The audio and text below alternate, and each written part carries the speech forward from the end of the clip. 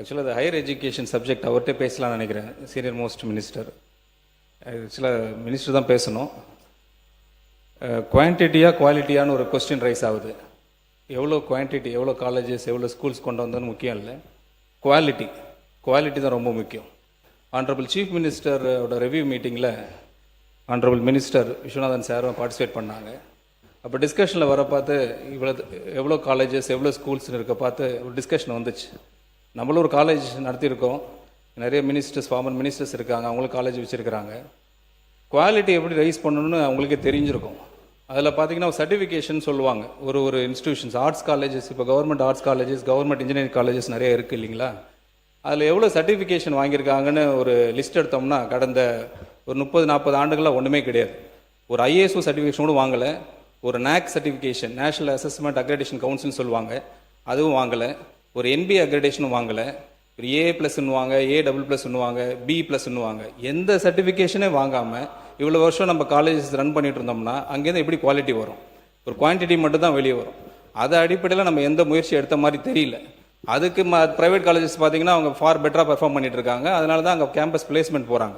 அது நான் இங்கே வந்து ஸ்ட்ரெஸ் சொல்லணும்னு விருப்பப்படுறேன். அதே மாதிரி ஹையர் எஜுகேஷன் ரிலேட்டடாக சார் சொல்லியிருந்தாங்க, நான் சேலரி ஐட்டம்ஸ்னு ஒன்று இருக்குது. அதில் நீங்கள் பார்த்தீங்கன்னாலே தெரியும், நான் சேலரி ஐட்டம்ஸில் கடந்த 2024-25ன்னு பார்த்தீங்கன்னா 4,364 கோடி. அப்போது 2025-26 சப்ளிமெண்ட்ரி இதில் பட்ஜெட்டில் வந்து 6,673 கோடி. இன்டர்வியூ பட்ஜெட்டில் பார்த்தீங்கன்னா 2026-27 8,176 கோடி. நாங்கள் தாக்கல் பண்ண ரிவைஸ்ட் பட்ஜெட் எஸ்டிமேட்டில் 2026-27 8,203 கோடி. கிட்டத்தட்ட இன்க்ரீஸ் தான் பண்ணி கொடுத்துருக்குறோம். அது உங்களோட தகவலுக்கு சொல்லிடுறோம்.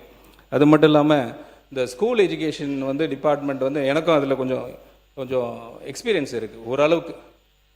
வேலு சார்லாம் இருக்காங்க, பெரிய எஜுகேஷனிஸ்ட் அவங்களாம். அந்த என்ன சார் நீங்கள் பேசுங்க, அமைச்சர் இங்கே பார்த்து பேசுங்க. நீங்கள் தொடர்ந்து பேசுகிறேன், அங்கேருந்து வாய்ஸ் இல்லை, நீங்கள் அதை பற்றி கவலைப்பட வேணாம், நீங்கள் பேசுங்க. எஜுகேஷன் டிபார்ட்மெண்ட்டில் பள்ளி கல்வித்துறை அமைச்சர் இருக்கிறாங்க. அவங்கள்ட்ட அந்த ரிவ்யூ மீட்டிங்கில் கூட நிறைய டிஸ்கஷன் போயிட்டு இருந்துச்சு. நிறைய இப்போது முறைகேடுகள்லாம் சொல்லிட்டு இருந்தாங்க, நிறைய பேர் மேலே வழக்கெல்லாம் போட்டிருந்தாங்க. சில இடத்துல பார்த்தீங்கன்னா கட்டாயப்படுத்தி தான் காசு வாங்கியிருக்கிறாங்க. அதில் ஒரு மிகப்பெரிய ஒரு பாதிப்புப்பட்ட ஆள் நான்.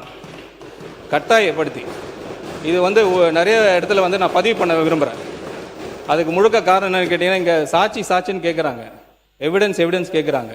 அது டாக்குமெண்ட் எவிடன்ஸ் வந்துட்டு போகுது. இங்கே நானே ஒரு எவிடன்ஸ் தான், நானே ஒரு சாட்சி தான். ஃபார்மர் எஜுகேஷன் மினிஸ்டர் அவர் சபையில் இல்லை, அப்படி இருந்தால் சொல்லியிருக்கணும். பட் வேறு வழி கிடையாது. நான் டிஸ்க்ளோஸ் பண்ணக்கூடாதுன்னு நினச்சேன், அவர் வழி இல்லை. கடந்த 3 நாட்களாக இந்த சப்ஜெக்ட் இப்படி சுற்றிக்கிட்டே இருக்குது. இதுக்கு ஒரு முற்றுப்புள்ளி வச்சு ஆகணும். நாளைக்கு வேணால் அவங்க கேஸ் போட்டுக்கிட்டோம், டிஃபமேஷன் கேஸ் போட்டுக்கிட்டோம், இல்லை என்கொயரி போட்டு நானே வரேன், டைரெக்டாக வந்து அவரை ஃபேஸ் பண்ணலாம். எந்த இடத்துல, எந்த டி நகரில், எந்த இடத்துல, குளோபல் அப்படின்னு ஒரு இடத்துல எவ்வளோ அமௌண்ட்டு கொடுத்தோம் எல்லாம் நானே சொல்ல முடியும், எல்லாரையும் சொல்ல முடியும், கிளியராக அமௌண்ட் சொல்ல முடியும். இதுதான் சாட்சி. நான் சொல்லக்கூடாதுன்னு நினச்சிக்கிட்டு இருந்தேன் சார், வேறு வழியே கிடையாது. ஒரு கட்டத்துக்கு அப்புறம் மைனாரிட்டி இன்ஸ்டிடியூஷனுக்கு எவ்வளோ அமௌண்ட் வாங்கினீங்க, இது எல்லாம் நானும் சொல்ல முடியும்.